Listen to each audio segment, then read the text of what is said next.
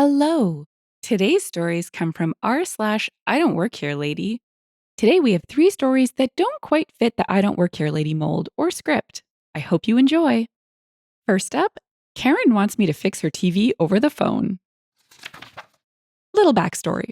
I'm a 26-year-old female with 6 years of experience in the customer support and service department, aka call center. Over the years, I changed a few firms due to personal reasons. I have nerves of steel and can listen to a person yelling at me and not blink.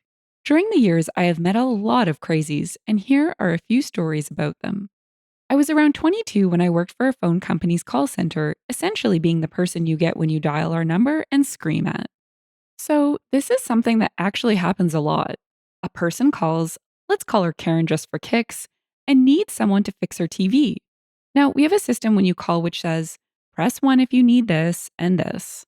And some entitled people don't care about that and just wait for an agent to yell at and to be transferred to the IT department instead of just pressing 4 and getting the IT department directly. Now, this person in particular didn't take that. I'm going to be paraphrasing a lot as this happened 4 years ago. The conversation went like so. Finally, somebody. I tried to say the usual hello and welcome, but she cut me off with, my TV is not working. Come fix it. I sigh internally and begin with, what is the exact problem? Is it not turning on? Did it freeze? Channels not changing? Tone and text not being in sync? What exactly? It just doesn't work. Fix it. Ma'am, I start and pray silently, for I know that the next sentence is going to really piss her off, but I had to say it. Have you tried turning the TV or the router on and off? Now, why would I do that? I'm not a handyman. Just come fix it. Seeing that I'll get nothing out of her, I just write a short notice and start the transfer call process. Ma'am, I will transfer you to the IT department. They will be able to assist you. Now, this is where she goes into full Karen mode. No, no, no. I want you to fix it. Do it now. Ma'am, I'm not an IT agent, nor can I just come to your home and fix your TV. She cuts me off with what I still don't understand. What? Did I say you can come to my home? No, fix my TV now. So, you want me to fix your TV while I'm on the phone with you? Yes. Now, on with it. Ma'am, that is not possible. I cannot fix your TV over the phone and most definitely cannot do anything when I don't even know what exactly is the problem with it in the first place. Here comes the usual. How dare you? I demand to speak with your supervisor. I just roll my eyes, sigh, and tell her, just a moment, then dial my supervisor and tell him that a woman demands that I fix her TV over the phone. I could literally hear my supervisor shake his head and say, just send her through. Thank you for waiting. My supervisor will take you right now. Later, he told me that the woman just didn't know where her remote was, and when she found it and pressed on the TV, it turned on. I don't even want to know what was going through her head at that moment, because I would probably have to have a concussion or be drunk to understand that. Poor OP. Going back to her opening, this is common? How irritating would that be? I will note, in my experience, IT's first question is always, did you turn it off and on? And even I get irritated with that, so I can't imagine how irate a Karen would get. You'd think, though, she would have clued in at that point. I know that's a lofty expectation for a Karen, though. Let's check out the best comments. Someone asked, in this case, it wasn't even a, have you tried turning it off and on? It should just be a, have you tried turning it on? OP replied, if she at least told me what the exact problem was, I would have. She just said that it needed fixing. Texas Yankee added, if she told you what the problem is, it is that she is a moron. Sorry, we can't fix stupid. Zaylan said, in the old days, they used to tell people to reverse the polarity on the plug, which was basically unplug the old 2-prong plug and then flip it around the other way. This would do absolutely nothing. It was just a polite way of getting the person to check to see if the thing was actually plugged in. Our second story is, I'm the delivery guy, not a porch pirate. This just happened, and I had to post it. My husband and I both work for Amazon Flex, which has freelance drivers deliver packages to different areas that are a little off the beaten path. This way, everyone, even those who live in tiny forgotten towns that are surrounded by cornfields, will get their packages in a timely manner. Today, my husband, who I'll refer to as husband, was doing a block in such an area. It's early in the day, and the car is full of packages when he entered small town. It was the kind of place that had a post office, a gas station, an old mill, and a sheriff. It's the place where everyone knows everyone because they're all related by blood or marriage. So when husband starts making stops at houses in town in an unfamiliar car, everyone noticed. Husband doesn't even realize that he's being watched. It's just another stop on his delivery route. Then he goes to drop a package at a house at the end of a dead end road. He does the drop at the door, sends the notice to the customer that the package has been delivered, and gets back in the car to go to the next stop. Except the road is now being blocked by a sheriff's car. Husband stops and sheriff approaches him, telling him that he had received some calls about him, a suspicious man that was going from house to house and had packages in his vehicle. Husband gives him his ID and tells him, I work for Amazon. I just delivered a package to that house back there. These other packages are for other customers. Sheriff takes a look at husband's ID, then his phone to take a look at the app. Then Sheriff looks at his own phone before going to the house husband just left to see if the package was there. Sheriff then looks past husband and sees someone watching them. Husband described the look Sheriff gave the person as a mix of course, and, are you effing with me?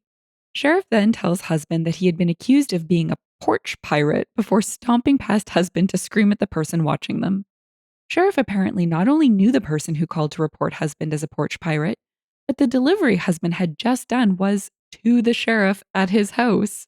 Sheriff went off on the nosy neighbor about don't they have anything better to do, wasting police time, and how, yes, he was sure that husband was telling the truth, since he had received the delivery notice on his phone and the package was on his porch. Sheriff came back to husband, thanked him for his time, and sent him on his way. Husband was annoyed that he was held up for 20 minutes, but I think this story was worth it. Haha, totally worth it. Porch Pirate is a super fun reference. A little interesting that a town clearly stuck back in time has so many Amazon orders, but great that they have access to all the things they probably can't get in their local stores. Although this was annoying for OP's husband, it is nice that someone was keeping an eye on things in the neighborhood as well. Let's see what others had to say. Caladiola said, wow, this porch pirate is awful at his job. He keeps putting packages on people's doorsteps instead of taking them. Someone replied, I should give him a 1-star rating on totallyrealporchpiratemeetupsite.com. Hat of Sky said, it's very satisfying to hear of at least one of those nosy people getting proper reamed out by a person in authority. This good apple could teach a lot to the sheriff in my town.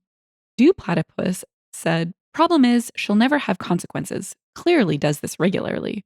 Analog Digit 2 said, I don't know. Getting yelled at by the sheriff is a consequence, and while it may not faze some people, it will make most of them at least a little embarrassed. General Insano added, especially in a small town. Get called out as a snoop and everyone's going to know. Someone else had this to say. Some people didn't experience the early days of On Track, and it really shows. Unmarked cars, middle-aged guys jumping out of the cars and tossing packages on porches and then jumping back in the car and bailing. One time, I half thought someone had left a bomb on my porch. It was that dramatic. Our third story is, I don't work here, lady. So, after entertaining myself with several of your I don't work here, lady stories, I decided to send you my own. This happened a number of years ago in a Walmart in the city where I served as a paramedic. You might think that this story involves Karen, as the majority of the stories seem to do, but this one has a rare twist, and no Karen. One afternoon, on a day that I was not in uniform, I went into the local Walmart to do some shopping. Just pick up a few things that I needed for the week.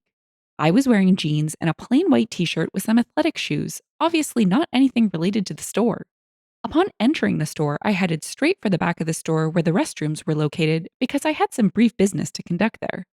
As I entered the restroom, I headed for the urinals intending to put one of them to good use, but noticed that one of them was overflowing onto the floor. I decided to skirt around that wet floor area and instead use one of the regular toilets. After finishing my previously mentioned business, I again skirted around the increasingly expanding wet floor area and made my way to the sink. After dutifully washing my hands, I exited the restroom and spotted a young Walmart employee in her blue vest walking by, and I stopped her. She appeared to be about 19 and fresh-faced. I said, excuse me, but one of the urinals in the men's restroom is overflowing and the floor is getting wet. To which she replied very sincerely, what do you want me to do? I responded, I don't really know. I guess whatever it is that you would do when a urinal is overflowing. At this, I turned to walk away, but she caught my elbow and repeated, What do you want me to do? Now we both stood looking at each other with confused looks on our faces. Then I said, I don't know what your procedure is for overflowing toilets, but I expect you might want to ask a manager if you don't know. Then she said, But you are the manager. I assured her that I was not the manager and that I didn't work at Walmart, and I was only there to do a little shopping and had stopped to use the restroom before picking up a few things. It was clear that she didn't believe me because she said, But I saw you in the meeting this morning. I said, Well, that's not possible because I was not here this morning and I haven't been to any meetings here because I don't work here. She insisted that she had seen me in the meetings that same day in the morning and that I had spoken to the employees. It began to dawn on me that she must be a new employee and that one of the managers apparently bore some resemblance to me. After a few more moments of me denying any association to Walmart, I turned and walked away. But I could see by her expression that she was not convinced. I continued on, bought my things, and left, thinking, why was she so convinced that I was a Walmart manager? I, of course, thought that this was just a case of mistaken identity by a new employee who obviously didn't know the manager very well and that it would never happen again. But it became apparent about 2 weeks later that I was wrong. So a couple of weeks later, I was again entering the same store. I had just walked through the entrance and was passing the service desk when I heard a woman's voice say, Oh, there he is. I glanced in the direction of the woman at the service desk, and she was looking directly at me. I continued walking, but noticed that she was walking straight toward me and smiling. She said, Hey there, smile when you look at me. At this point, I looked around me to be sure that she was talking to me and not to someone behind me. At first, I thought that maybe she was someone that I had picked up in the ambulance or someone that I had assisted previously. I know I had a confused look on my face, but I popped on a crazy looking grin anyway. She continued to approach me, cocking her head from side to side and looking me over until she got almost face to face with me.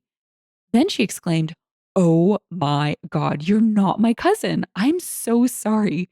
You look like my cousin. He's a manager here. I said, no, I'm not your cousin, but nice to meet you anyway. We talked for a few minutes and I relayed the story about the bathroom that had happened a couple of weeks earlier and we had a laugh. On other visits to that store, I tried to keep my eye out for my doppelganger but never saw him. I figured if I could fool his cousin, we must look a lot alike. But I never saw the fella. I thought this was a super cute case of a mistaken identity. Also, the girl's reaction to the overflowing urinal was hilarious. Can you imagine saying to your manager, What do you want me to do about it? Jeez. The comments on this one were awesome. Let's check them out. Fat Boy said, You know you could have had a lot of fun with that, right? Walk up to a stalker in action and observe for a minute or so, and then slap him on the back, tell him he's doing a good job, and hit you up about a raise later. That kind of thing. STGC said, My cousin and I looked remarkably similar, brothers from different mothers. At a family reunion, we were talking, and his 3-year-old son ran up, looked up with a confused look on his face. He couldn't figure out how there were two daddies. Eva Late said, Probably you will never find this fella, because the incredible dangerous paradox it could create in space time. Thank goodness. If you've enjoyed the story and would like to hear more, consider liking, subscribing, and leaving a comment. Thanks, and bye for now.